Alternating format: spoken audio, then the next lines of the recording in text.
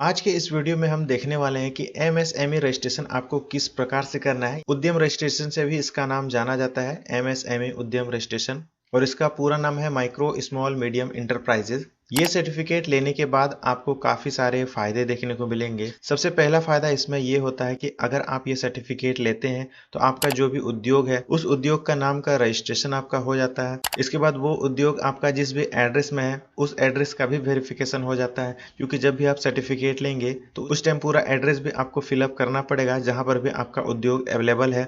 इसके अलावा आपको अपना बिजनेस के नाम का करंट अकाउंट ओपनिंग करना है तो उस टाइम भी ये एमएसएमई सर्टिफिकेट बैंक में जरूरत पड़ता है। तो काफी आसानी से आपका करंट अकाउंट भी ओपनिंग हो जाएगा ये एमएसएमई की मदद से। अगर आप बिजनेस लोन लेना चाहते हैं तो उस टाइम भी बैंक में एमएसएमई सर्टिफिकेट मांगा जाता है, तो अगर आपके पास ये सर्टिफिकेट होगा तो आपको लोन मिलने में आसानी होगी। और इन सब के अलावा सर्टिफिकेट लेने में आपको किसी भी तरह का पेमेंट के देने का जरूरत नहीं है, टोटली फ्री ऑफ कॉस्ट है। और एक पॉइंट ये है कि गवर्नमेंट का सब्सिडी भी आपको इससे मिलता है। तो ये सारे बेनिफिट्स जो कि मैंने आपको अभी बताया, एमएसएमई सर्टिफिकेट अगर आप बना लेते हैं तो ये सारे बेनिफिट्स आपको मिलने वाले हैं। तो इसको बनाना कैसे है, पूरा प्रोसेस आज की इस वीडियो में हम आपको बताने वाले हैं, तो वीडियो में आप लास्ट तक बने रहिए। सबसे पहले आपको गूगल पर आना है और यहाँ पर आपको एमएसएमई रजिस्ट्रेशन लिखना है। ये आप जैसे लिखेंगे यहाँ पर आपको लिंक मिल जाएगा एमएसएमई उद्यम रजिस्ट्रेशन, इस पर आपको क्लिक कर देना है। यहाँ पर आपको होम का ऑप्शन मिल जाएगा, इस पर आपको क्लिक कर देना है। इसके बाद आपके सामने इस प्रकार से डैशबोर्ड ओपन हो जाएगा। यहाँ पे आने के बाद वेलकम टू रजिस्टर हियर, इस पर आपको क्लिक कर देना है। इसके बाद यहाँ पर आपको अपना आधार नंबर टाइप करना है। इसके बाद जो भी आपका आधार कार्ड में नाम है सेम टू सेम उसी को यहाँ पर लिख देना है। इसके बाद वैलिडेट एंड जनरेट ओटीपी पे क्लिक कर देना है। इसके बाद जो भी आधार कार्ड से रजिस्टर्ड मोबाइल नंबर है उस पर ओटीपी जाएगा, ओटीपी को फिलअप करना है, वैलिडेट पर क्लिक कर देना है। सबसे पहला नंबर है टाइप ऑफ ऑर्गेनाइजेशन, तो यहाँ पर आपको ध्यान देना है कि थोड़ा सा यहाँ पर आपको चेक कर लेना है कौन कौन सा है। अधिकतर जो होता है वो संगठन का प्रकार यहाँ पर पहला नंबर है एकल स्वामित्व, यही अधिकतर सेलेक्ट किया जाता है जो छोटे उद्यमी होते हैं उनके लिए, तो इसको यहाँ पर सेलेक्ट कर लेना है। इसके बाद यहाँ पर पैन यानी कि इंटर पैन नंबर, आपको अपना पैन कार्ड का नंबर यहाँ पर टाइप कर देना है। नेम ऑफ पैन होल्डर, तो यहाँ पर आपको अपना पूरा नाम लिख देना है जिस प्रकार पैन कार्ड पे लिखा हुआ है। इसके बाद है date of birth PAN card के हिसाब से, यहाँ पर आपको टिक करना है और पैन वैलिडेट पर क्लिक कर देना है। अब यहाँ पर जो है your PAN has been successfully verified, PAN card हमारा यहाँ पर सक्सेसफुली वेरीफाइड हो चुका है, सिंपली कंटिन्यू पर क्लिक कर देना है। अब यहाँ पर पूछा गया है कि क्या आपने आईटीआर प्रीवियस ईयर में फिलअप किया है, यस या फिर नो। यहाँ पर पहले से नो सेलेक्टेड है, अगर आपने फिलअप किया होगा तो यहाँ पर यस ऑटोमेटिकली आ जाएगा। इसके बाद यहाँ पर पूछा गया है do you have GST number, अगर है तो यस करना है, नहीं तो सिंपली नो पर क्लिक कर देना है। नीचे आएंगे तो यहाँ पर मोबाइल नंबर बोला गया है, यहाँ पर आपको मोबाइल नंबर टाइप करना है, एक ईमेल यहाँ पर दे देना है।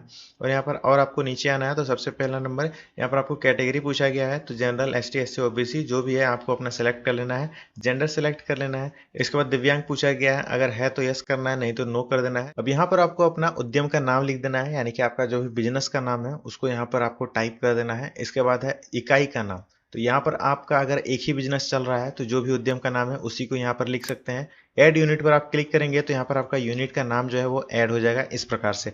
अगर आपका 2-3 जगह बिजनेस चल रहा है तो वैसे सिचुएशन में आपको इकाई का नाम फिर से दूसरा नंबर पे लिखना है, यानी कि जो दूसरा बिजनेस है, दूसरा जगह पे आपका बिजनेस चल रहा है उसका नाम आपको टाइप करना है। और ऐड मोर पर आप क्लिक करेंगे तो 2 नंबर पे और एक यूनिट ऐड हो जाएगा। यहाँ पर इस प्रकार से आपको ऐड करते जाना है अगर आपका 2-3 जगह बिजनेस चल रहा है तो।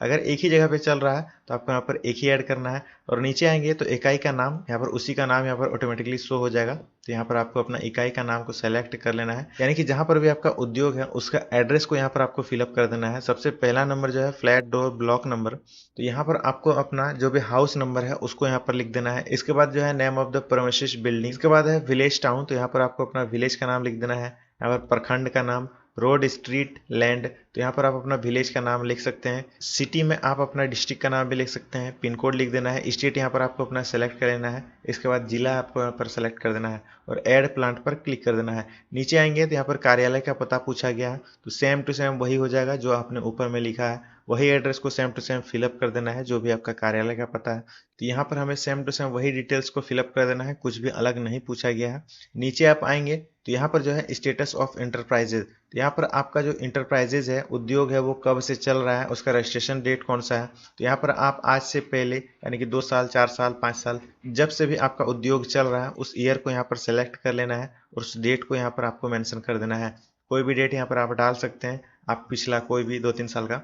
इसके बाद यहाँ पर आपको यस ही रहने देना है और यहाँ पर डेट भी पूछा गया है फिर से, तो यहाँ पर वही डेट को सेम टू सेम यहाँ पर आप टाइप कर सकते हैं जो डेट आपने यहाँ पर रजिस्ट्रेशन वाला लिखा है।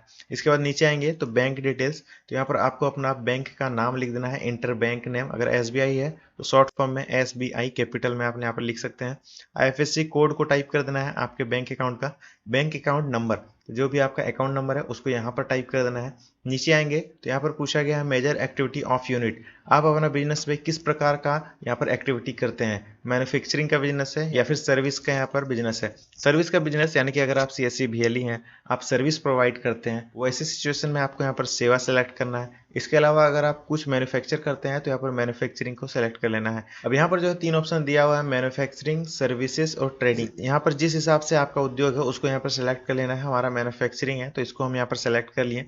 अब नीचे आएंगे तो NIC 2 डिजिट कोड, यहाँ पर आपके काम के हिसाब से बहुत सारे ऑप्शन आपको देखने को मिल जाएगा।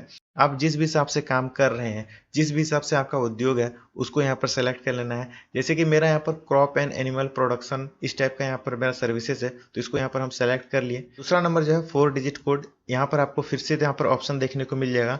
आपका जिस भी हिसाब से सेट हो रहा है उसको यहाँ पर आपको सेलेक्ट कर लेना। इसके बाद जो है यहाँ पर 5 डिजिट कोड का ऑप्शन भी खुल गया है। यहाँ पर आप जिस भी हिसाब से काम करते हैं उसको यहाँ पर सेलेक्ट कर लेना है। नीचे आएंगे तो नंबर ऑफ पर्सन एम्प्लॉयड, आपके यहाँ पर कितना एम्प्लॉय काम कर रहा है। अगर आप अकेले काम कर रहे हैं तो यहाँ पर आपको 1 लिख देना है और बाकी सब में यहाँ पर 0 सेलेक्ट कर लेना है। इसके अलावा अगर आपके यहाँ पर ज्यादा एम्प्लॉय काम कर रहे हैं तो उसका यहाँ पर नंबर आपको लिख देना है और यहाँ पर आपका टोटल होकर ऑटोमेटिकली आ जाएगा। यहाँ पर जो है प्रीवियस ईयर यानी कि 2023-24 में आपके कंपनी का कितना वैल्यू था, यहाँ पर टोटल कैपिटल को यहाँ पर लिखना है कि इस फाइनेंशियल ईयर में कितना कैपिटल था। हमने यहाँ पर 2 लाख लिख दिया है। इसके अलावा यहाँ पर पूछा गया है cost of pollution control research and development, इस पर आपका कितना खर्चा हुआ है वो चीज यहाँ पर आपको लिखना है। तो हमने यहाँ पर इसको 1 लाख कर दिया, 1 लाख यहाँ पर लिख दिया है। अब यहाँ पर जो है गवर्नमेंट के बहुत सारे पोर्टल है, जैसे कि जेम पोर्टल है, इसके अलावा भी NSIC पोर्टल है, B2B पोर्टल है। इस पोर्टल में अगर आप खुद का रजिस्ट्रेशन करवाना चाहते हैं तो यहाँ पर यस पर कर देना है। अगर नहीं करवाना चाहते तो सिंपली नो पर कर देना है, कोई भी दिक्कत नहीं है, दोनों आपका यहाँ पर चलेगा।